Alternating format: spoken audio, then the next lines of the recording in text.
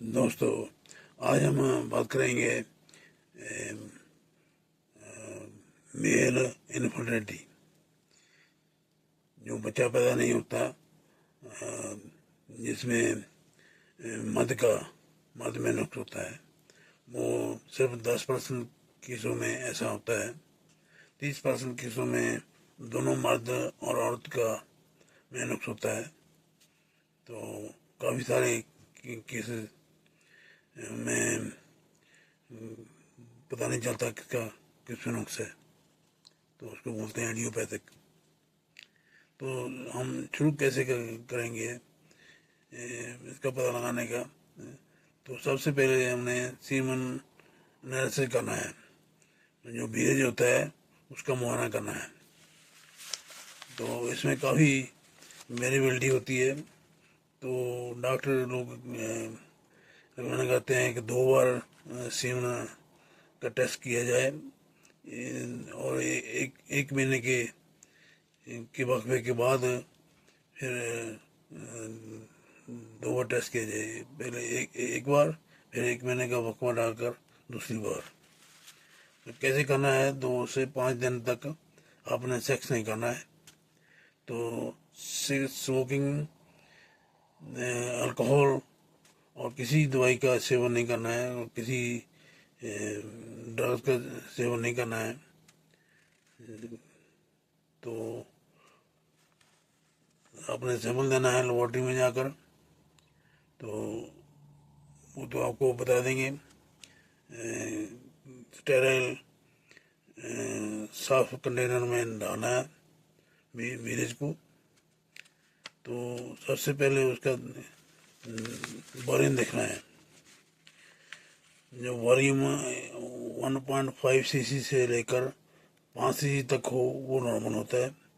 जब 1.1 सीसी से कम वॉल्यूम हो तो कम होता है।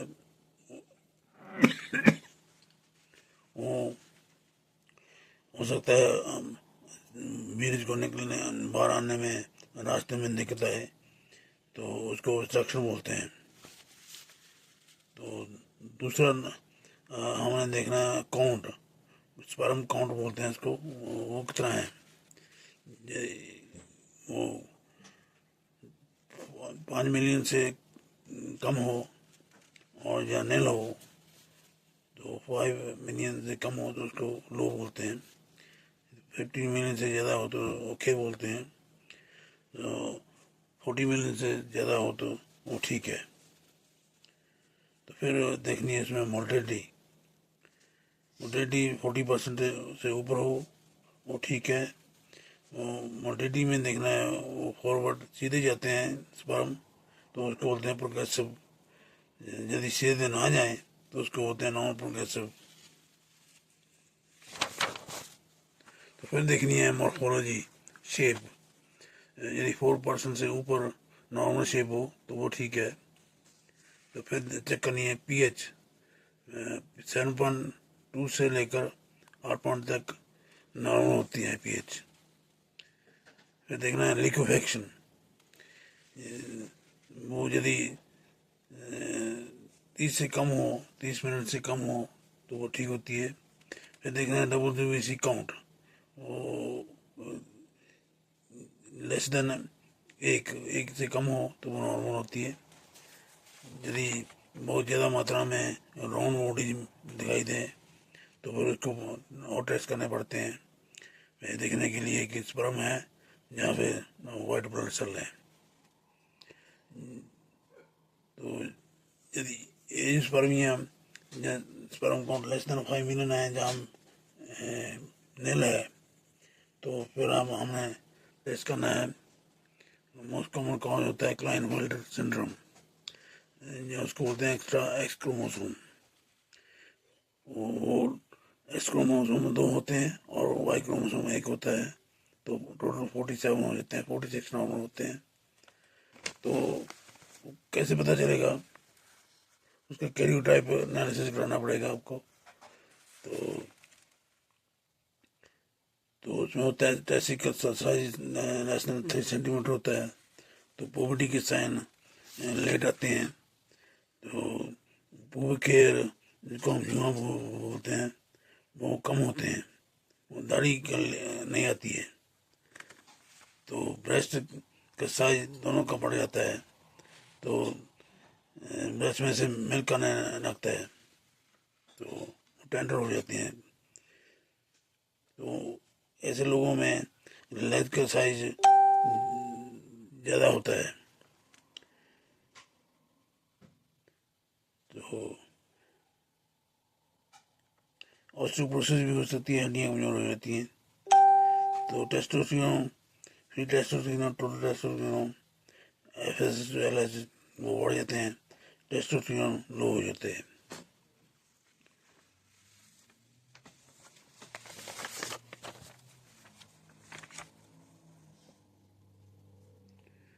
तो फिर आपने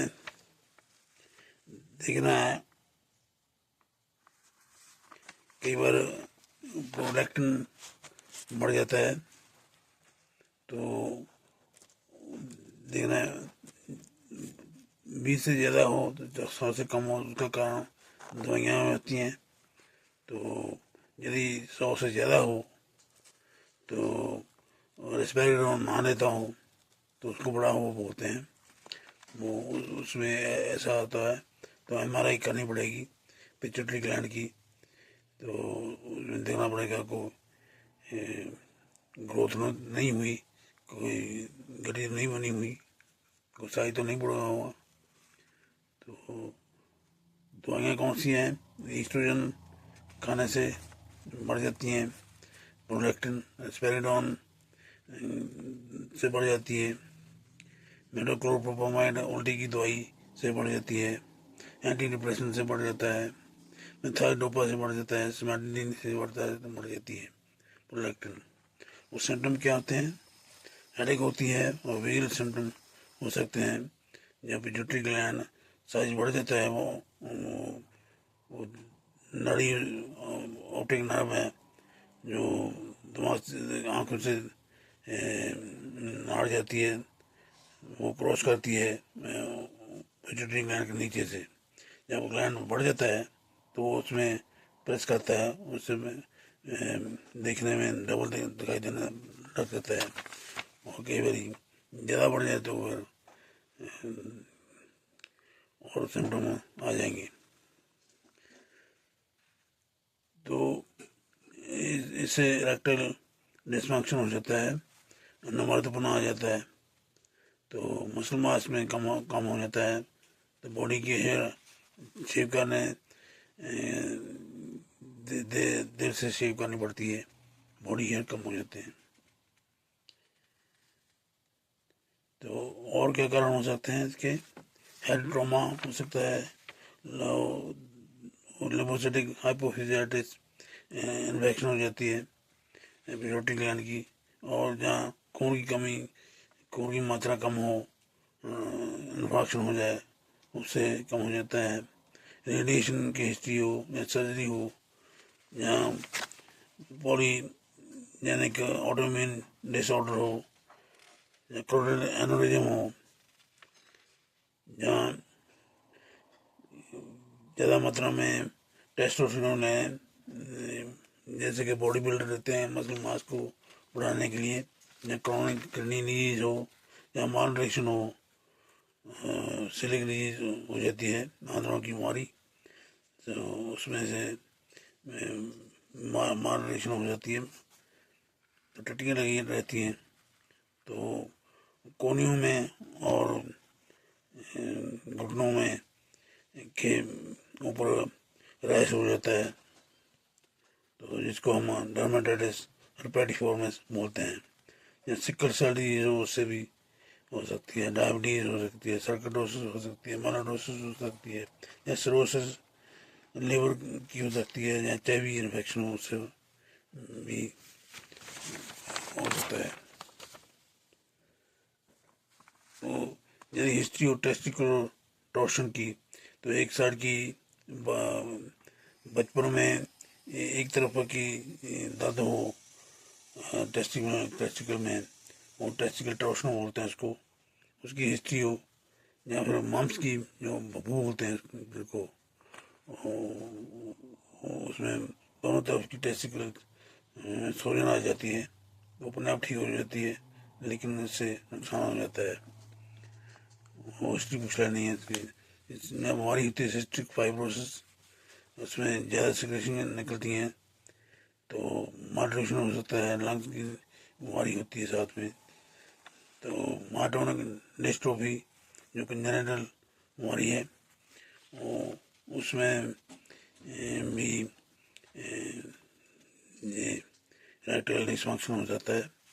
वो क्या होता है, उसमें हैंड शेक जब करते हैं तो हैंड खोल नहीं सकता, हाथ को, हाथ पकड़ता है तो हाथ को छूटता नहीं है।